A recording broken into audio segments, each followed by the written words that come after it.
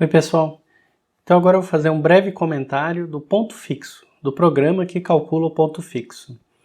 Assim como na bissecção, né, ele está dentro da biblioteca raiz, então tem uma função dentro da biblioteca raiz que calcula o ponto fixo, e o ponto fixo é um programa que dentro da nossa biblioteca de códigos aqui, né, ele tem como teste o programa que chama ponto fixo.py. Então, ponto fixo.py chama a biblioteca raiz para fazer as suas contas. Aqui está o ponto fixo.py, importando a biblioteca raiz. No ponto fixo, eu criei duas funções para exemplificar. A função G3 e a função G4, que estão na aula, né? Estão explicadas ali na aula, são funções que convergem com velocidades diferentes conforme você pode ver. Eu criei o código dessas duas funções, você pode até dar uma comparada aqui, né, a expressão delas, né?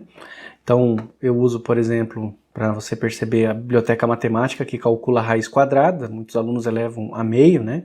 Não precisa fazer isso. Eu tomo cuidado de dividir sempre por float, essas coisas, etc. E depois eu chamo o mesmo algoritmo, apenas mudando a função. O chute inicial, né, e o intervalo... O chute inicial e a tolerância, etc., eu vou manter os mesmos. Eu só vou mudar a função. Por quê? As duas têm o mesmo ponto fixo, a gente viu isso, né? São apenas duas funções de ponto fixo diferentes, mas o ponto fixo é o mesmo, né? Então a gente quer comparar as duas para testar velocidade de convergência, conforme eu discuti com vocês na aula teórica. Então por isso eu estou calculando dessa maneira aqui. Veja como é interessante, né? Você ter um algoritmo que você pode chamar para qualquer função que você cria aqui, você só muda a forma de implementar a função. A chamada do ponto fixo é muito parecida com o que a gente já tinha feito para bissecção. Eu recebo uma função qualquer, que eu chamo de g, e você já entende bem agora por quê, né? Que é uma função qualquer. Ao invés do intervalo de busca, agora eu vou receber um ponto, um chute inicial, o meu P0, tolerância nmax, como já tinha na bissecção, e verbose, mesmo esquema, como já tinha na bissecção.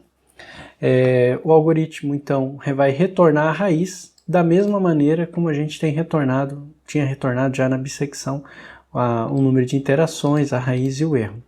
Checo alguns parâmetros, né, para ver se a tolerância e o nmax está dando certo. Inicializo algumas variáveis, sempre tem essa etapa.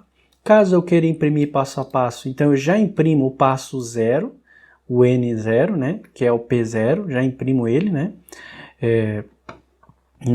nesse primeiro passo. Detalhe que eu não defini o erro no primeiro passo, porque o erro está sendo definido como a diferença do passo atual para o passo anterior.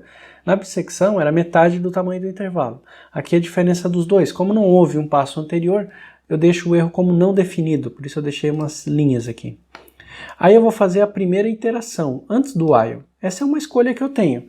Ou eu entro no while direto, ou eu faço a primeira iteração fora, para poder ter o cálculo do erro e ver se vale a pena continuar ou não. Você pode mudar essa implementação aqui, tá? Estou fazendo dessa forma aqui, realmente você pode fazer da maneira como você achar mais interessante, colocar tudo para dentro do while. Só que nesse caso você precisaria começar o while, né, colocando um valor bem grande de erro para poder fazer a sua primeira iteração, né? Eu inicializo algumas variáveis nesse primeiro passo. Então, eu vou aumentar o contador, porque o N0 é o chute inicial.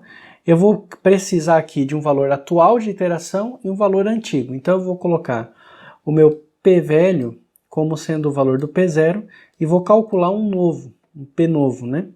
Que vai ser aí a G calculada no P velho.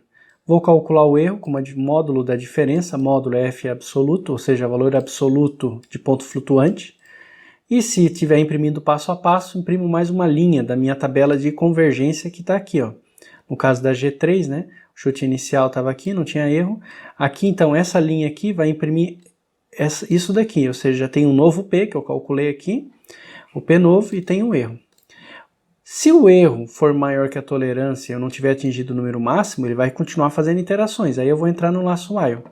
Então eu vou aumentar o contador, vou atualizar as variáveis, ou seja, o meu P velho passa a ser o que eu tinha calculado antes para o P novo, porque agora eu vou fazer uma nova iteração, né?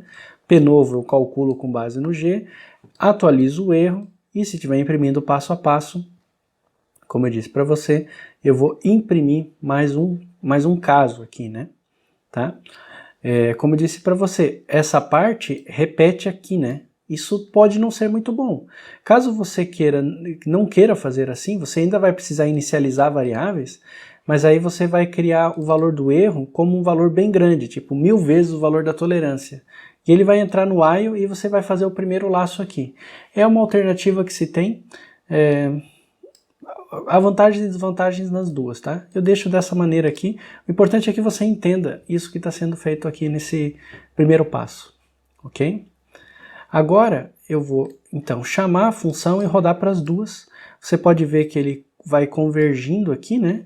Até ficar menor do que o erro, que no caso a tolerância é 10 a menos 3. Então, no caso, nos dois ele ficou com um erro menor que 10 a menos 3. Aqui está a resposta usando a G3, aqui está a resposta usando a G4. E você pode comparar essa convergência com o que a gente encontra ali na aula teórica. Tá ok, gente?